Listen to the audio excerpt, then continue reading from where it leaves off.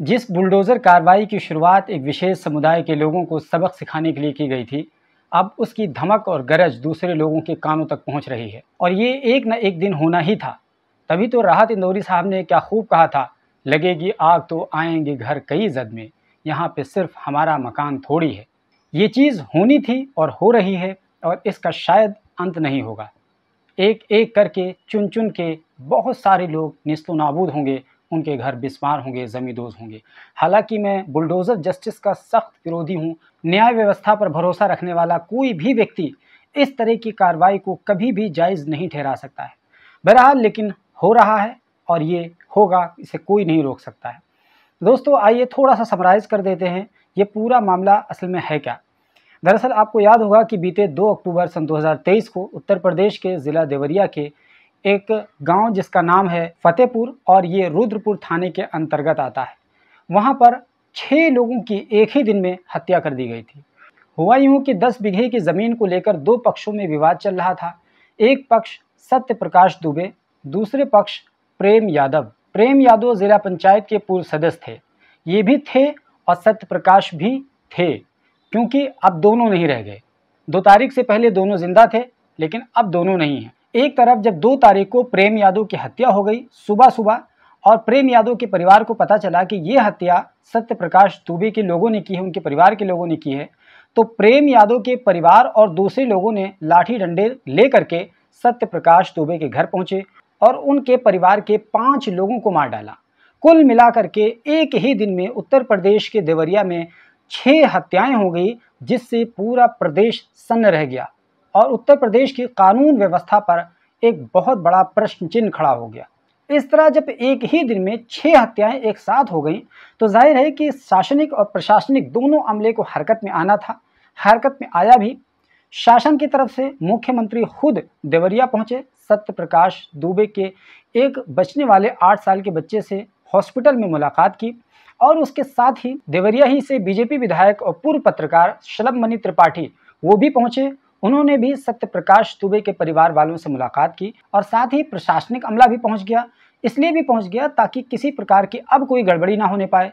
इसी वजह से पीएसी अब तक लगी हुई है, यानी पूरा गांव जो है वो छावनी में तब्दील कर दिया गया है और फिलहाल जो कार्रवाई होनी थी, अंत किसी भी हत्या और दूसरे मामले में जो कार्रवाई होती है वो बुलडोज़र की कार्रवाई होती है और उसी की आशंका जताई जाने लगी।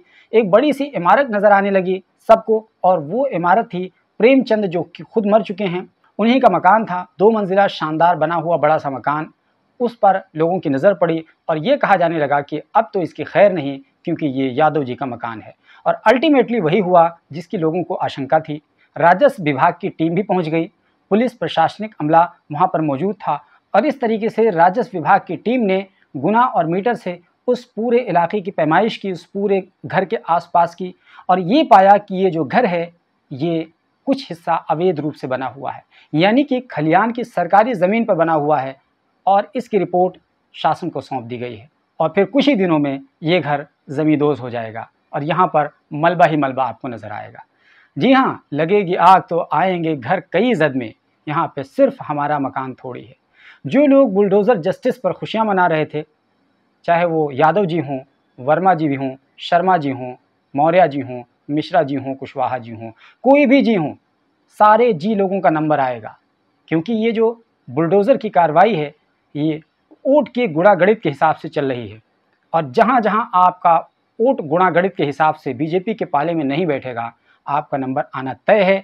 ये याद रख लीजिए, लिख लीजिए। जब तक किसी विशेष समुदाय खुलकर कहें तो मुसलमानों के खिलाफ बुलडोज़र की कार्रवाई करने से वोट मिलता था, उस पर ज़बरदस्त एक्शन होता था, लेकिन अगर यही कार्रवाई किसी यादव परिवार के मकान पर बुलडोज़र की कार्रवाई करने से वोट मिल रहा है तो ये बुलडोज़र याद रखिए और तेज़ी के साथ घन गरजेगा, बिल्कुल नहीं रुकेगा, क्योंकि अल्टीमेटली इसी बुलडोज़र के माध्यम से और इन्हीं तमाम चीज़ों के ज़रिए से वोट हासिल करना है। ये वोटों का बुलडोज़र है, ये त्वरित न्याय का बुलडोज़र है, किसी को सबक सिखाने का बुलडोज़र है, किसी को खुश करने का बुलडोज़र है, आप कहें तो ये अपीज़मेंट का बुलडोज़र है। तो ये बुलडोज़र चलना था और ये बुलडोज़र अब ये प्रेम यादव के घर पर चलना तय है। आपको बता दें कि मृतक प्रेम यादव की पत्नी ने कहा है कि ये जो घर है ये प्रेम यादव के नाम पर नहीं है, इसलिए हम किसी भी कीमत पर इस घर को बुलडोज़ नहीं होने देंगे। लेकिन ये बुलडोज़ हो जाएगा, आप कुछ भी नहीं कर पाएंगे।